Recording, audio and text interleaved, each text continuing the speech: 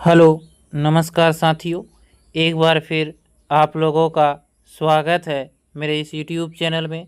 आज के इस वीडियो में हम लोग देखेंगे बिहार डीएलएड एंट्रेंस एग्ज़ाम 2026 से संबंधित जीके और जीएस के कुछ महत्वपूर्ण प्रश्नों को जो सीधे तौर पर आपके एग्ज़ाम में पूछे जाएंगे।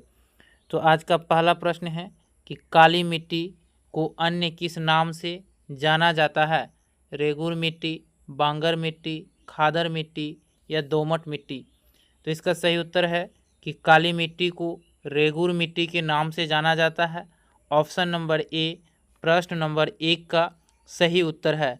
काली मिट्टी को कपासी मिट्टी भी कहा जाता है क्योंकि काली मिट्टी में कपास की खेती सबसे ज़्यादा होती है। काली मिट्टी महाराष्ट्र और गुजरात राज्य में सर्वाधिक पाई जाती है। प्रश्न नंबर 2 कह रहा है, यहाँ आपसे पूछ रहा है प्रश्न नंबर 2 कि मिट्टी का अध्ययन किस नाम से जाना जाता है? पेडोलॉजी, एंटोमोलॉजी, ऑर्थिनोलॉजी या इकोलॉजी। तो इसका सही उत्तर होगा कि मिट्टी के अध्ययन को पेडोलॉजी के नाम से जाना जाता है। ऑप्शन नंबर ए 2 नंबर प्रश्न का सही उत्तर है। साथियों, बिहार डीएलएड एंट्रेंस एग्ज़ाम में इसी तरह के ही प्रश्न आपको पूछे जाएंगे। यदि आपका भी सपना है बिहार से डीएलएड करने के लिए और सरकारी कॉलेज से, तो आपको कम से कम साथियों 90 प्लस अंक लाना पड़ेगा। हमारा अगला प्रश्न है प्रश्न नंबर 3। प्रश्न नंबर 3 कह रहा है, मौसम संबंधी घटनाएं मुख्यतः किस परत में होती है? समताप मंडल, क्षोभ मंडल, मध्य मंडल या आयन मंडल। तो इसका सही उत्तर होगा कि मौसम संबंधी जो घटनाएं होती है वह क्षोभ मंडल में होती है। ऑप्शन नंबर बी प्रश्न नंबर 3 का सही उत्तर है कि मौसम संबंधी जो भी घटनाएं होती है, चाहे वह वर्षा, आंधी, तूफान कुछ भी हो, वह क्षोभ मंडल में ही होती है। हमारा अगला प्रश्न है प्रश्न नंबर 4। प्रश्न नंबर 4 कह रहा है कि वायुमंडल की सबसे निचली परत कौन सी है? तो इसका सही उत्तर होगा क्षोभ मंडल। क्षोभ मंडल जो है वह वायुमंडल की सबसे निचली परत है और क्षोभ मंडल में ही साथियों मौसम संबंधित सभी घटनाएं होती है। अगला प्रश्न है प्रश्न नंबर 5। प्रश्न नंबर 5 कह रहा है, गांधी जी को महात्मा की उपाधि किसने दी थी? सुभाष चंद्र बोस ने, रविंद्रनाथ टैगोर ने, गोपाल कृष्ण गोखले ने या बाल गंगाधर तिलक ने। तो 5 नंबर प्रश्न का सही उत्तर है कि महात्मा की उपाधि जो है वह रविंद्रनाथ टैगोर ने दिया था। ऑप्शन नंबर बी 5 नंबर प्रश्न का सही उत्तर है। साथियों, महात्मा गांधी का जन्म 2 अक्टूबर 1869 ईस्वी को गुजरात के पोरबंदर में हुआ था। इसे भी आप लोग जरूर याद रखेंगे साथियों। 2 अक्टूबर को अहिंसा दिवस के रूप में मनाया जाता है। साथियों, महात्मा गांधी के जो राजनीतिक गुरु थे वो गोपाल कृष्ण गोखले थे। इसे भी आप लोग ध्यान रखेंगे। गोपाल कृष्ण गोखले ने 1905 में सर्वेंट्स ऑफ इंडिया सोसाइटी की स्थापना की थी। साथियों, आप लोग इस चैनल से ज़रूर जुड़े। जीके से संबंधित कोई भी प्रश्न आपका बिहार डीएलएड एंट्रेंस एग्ज़ाम में नहीं छूटेगा। यहाँ साथियों सिर्फ सिलेक्टिव प्रश्न ही करवाए जाते हैं जो आपको आपके एग्ज़ाम में ज़रूर देखने को मिलेंगे।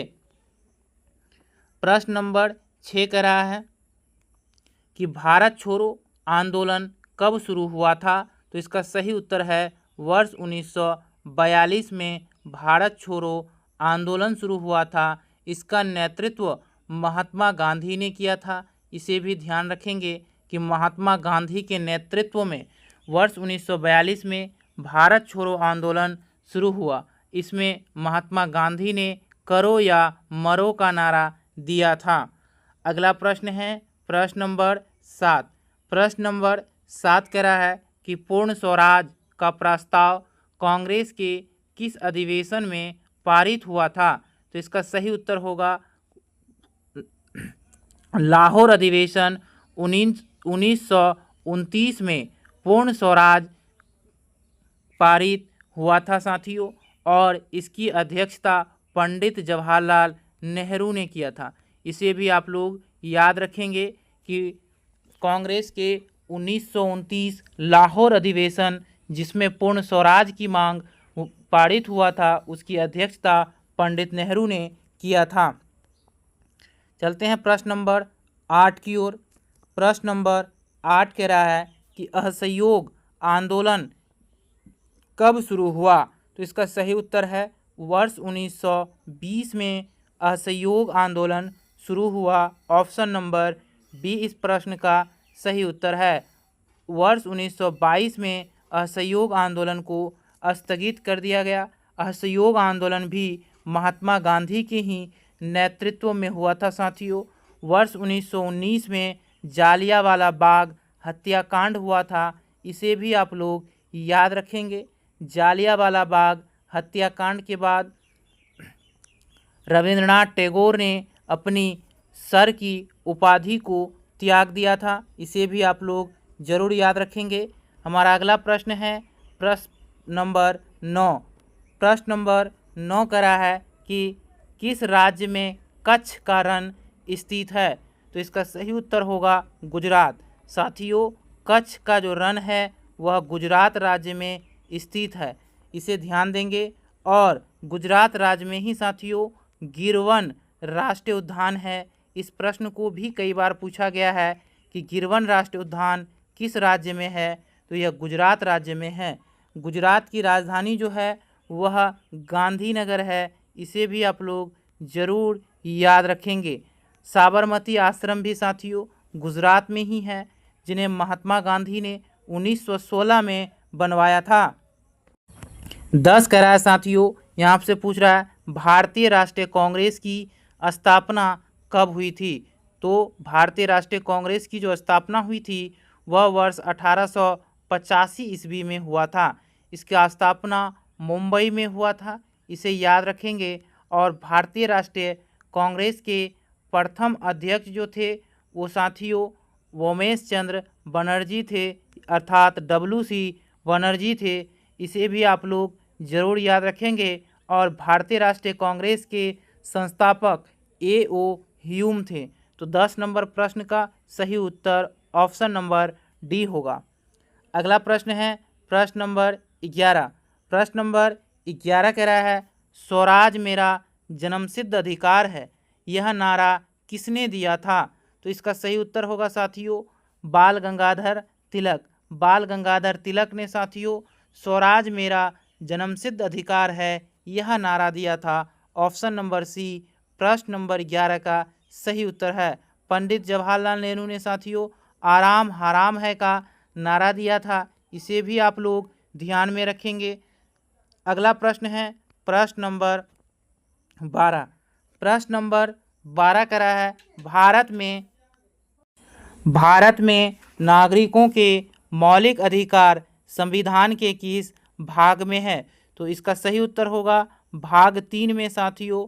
भारत में नागरिकों के मौलिक अधिकार संविधान से जुड़ा है। भाग 3 में साथियों अनुच्छेद 12 से 35 तक मौलिक अधिकार के बारे में बताया गया है। चलते हैं प्रश्न नंबर 13 की ओर।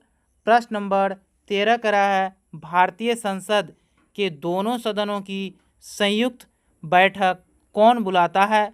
तो इसका सही उत्तर होगा कि भारतीय संसद के दोनों सदनों की संयुक्त बैठक जो है साथियों वो राष्ट्रपति बुलाते हैं। ऑप्शन नंबर बी प्रश्न नंबर 13 का सही उत्तर है। वर्तमान समय में भारत के राष्ट्रपति द्रौपदी मुर्मू हैं। इसे भी आप लोग ज़रूर याद रखेंगे साथियों। हमारा अगला प्रश्न है प्रश्न नंबर 14। प्रश्न नंबर 14 कह रहा है अम्ल का pH मान कैसा होता है? तो साथियों 7 से कम जो है वह अम्ल कहलाता है। यदि 7 से कम pH मान हो तो वह अम्ल कहलाएगा। 7 से अधिक हो तो वह क्षार कहलाएगा। और 7 के बराबर उदासीन। इसे ज़रूर ध्यान रखेंगे कि 7 से कम जो pH मान होता है वह अम्ल कहलाता है। 7 से अधिक क्षार और 7 जो है वह उदासीन है। प्रश्न नंबर 15 कह रहा है कि मानव शरीर की हड्डियां मुख्यतः किस से बनी होती है? तो इसका सही उत्तर होगा कैल्शियम फॉस्फेट से। मानव शरीर की जो हड्डियां होती है वह कैल्शियम फॉस्फेट से बनी होती है। मानव शरीर में साथियों 206 हड्डियां होती है, इसे आप लोग याद रखेंगे। और सबसे लंबी हड्डी मानव शरीर का फीमर होता है, जो जांघ की हड्डी है। और हमारा अगला प्रश्न है प्रश्न नंबर 16। प्रश्न नंबर 16 कह रहा है पीतल किसका मिश्र धातु है? तो इसका सही उत्तर होगा तांबा और जस्ता का। पीतल जो है साथियों वह तांबा तथा जस्ता का मिश्र धातु है। प्रश्न नंबर 17 कह रहा है कि ऑक्सीजन का परमाणु क्रमांक क्या है? तो इसका सही उत्तर होगा 8। ऑक्सीजन का जो परमाणु क्रमांक है साथियों वह 8 है और 6 जो है वह कार्बन का परमाणु क्रमांक है, इसे याद रखेंगे। और सोडियम का परमाणु क्रमांक जो है Na यानी 11 है। इन तीनों को कई बार एग्जाम में पूछे गए हैं, तो ध्यान रखिएगा आप लोग। और परमाणु क्रमांक जो है साथियों आप लोग 1 से 15 तक जरूर याद करें, कम से कम 1 से 15 तक। तो 8 जो है वह ऑक्सीजन का है, 6 कार्बन और 11 सोडियम का है। अगला प्रश्न है प्रश्न नंबर 18। प्रश्न नंबर 18 पूछ रहा है कि किसी वस्तु का भार चंद्रमा पर कितना होता है? तो इसका सही उत्तर होगा 1/6, यानी किसी वस्तु का भार जो है वह चंद्रमा पर 1/6 भाग होता है, याद रखेंगे। अगला प्रश्न है प्रश्न नंबर 19। प्रश्न नंबर 19 कह रहा है कि मानव शरीर में रक्त का पीएच लगभग कितना होता है? तो इसका सही उत्तर होगा 7.4। मानव शरीर में रक्त का पीएच जो है वह लगभग 7.4 होता है। Option number C. मानव रक्त जो होता है साथियों वह क्षारीय होता है, इसे भी ध्यान रखेंगे क्योंकि इसका पीएच वैल्यू 7 से अधिक है, इसलिए रक्त क्षारीय है। मानव में जो है रक्त समूह यानी ब्लड ग्रुप 4 प्रकार के होते हैं, ए बी ओ और बी, याद रखेंगे। सर्वदाता रक्त जो है वह ओ है और सर्वग्राही जो है ए बी है, इसे भी याद रखेंगे साथियों। और मानव रक्त जो लाल होता है वह हीमोग्लोबिन के कारण होता है। इन प्रश्नों को जरूर याद रखेंगे, यहाँ से कोई भी प्रश्न आप लोगों को पूछा जाएगा। तो हमारा अगला प्रश्न है प्रश्न नंबर 20। प्रश्न नंबर 20 कह रहा है मानव शरीर में सबसे लंबी हड्डी कौन सी है? तो इसका सही उत्तर होगा फीमर। मानव शरीर में सबसे लंबी हड्डी फीमर की हड्डी है। हमारा अगला प्रश्न है साथियों प्रश्न नंबर 21। प्रश्न नंबर 21 कह रहा है कि शाहजहां का वास्तविक नाम क्या था? तो इसका सही उत्तर होगा खुर्रम। साथियों शाहजहां जो थे वो मुगल वंश के शासक थे, जिनका वास्तविक नाम जो था वह खुर्रम था। साथियों शाहजहां ने ही आगरा में ताजमहल बनवाया तथा दिल्ली में लाल किले का निर्माण शाहजहां ने ही करवाया था।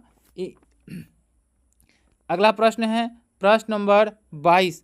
प्रश्न नंबर 22 कह रहा है खानवा का युद्ध 1527 में बाबर और किसके बीच हुआ था? तो इसका उत्तर होगा बाबर और राणा सांगा के बीच 1527 ईस्वी में खानवा का युद्ध हुआ था। इसे याद रखेंगे, कई बार प्रश्न में पूछा गया है कि खानवा का युद्ध कब हुआ था? तो 1527 में। यदि आपसे पूछे किनके किनके बीच हुआ था तो बाबर और राणा सांगा के बीच। बाबर और इब्राहिम लोदी के बीच साथियों 1526 में पानीपत का प्रथम युद्ध हुआ था, जिसमें बाबर विजयी रहा और यहीं से भारत में मुगल वंश की स्थापना हुई थी। शेरशाह सूरी और हुमायूं के बीच 1539 ईस्वी में चौसा का युद्ध हुआ था, जिसमें शेरशाह सूरी विजयी रहा था। ये भी याद रखेंगे साथियों। शेरशाह सूरी का जो मकबरा है वो सासाराम में है, ध्यान रखेंगे शेरशाह सूरी का मकबरा सासाराम में है। प्रश्न नंबर 23 कह रहा है, यहाँ आपसे पूछ रहा है कि भारत में सबसे अधिक क्षेत्रफल पर कौन सी मिट्टी पाई जाती है? जलोढ़ मिट्टी, काली मिट्टी, लाल मिट्टी या लेटेराइट मिट्टी? तो साथियों, भारत में सबसे अधिक क्षेत्रफल के अनुसार जलोढ़ मिट्टी पाई जाती है। ऑप्शन नंबर ए इस प्रश्न का सही उत्तर है। और जलोढ़ मिट्टी जो है वह सबसे ज़्यादा उपजाऊ मिट्टी भी है, इसे भी याद रखेंगे। तो धन्यवाद साथियों, फिर मिलते हैं अगले वीडियो में, तब तक के लिए जय हिंद।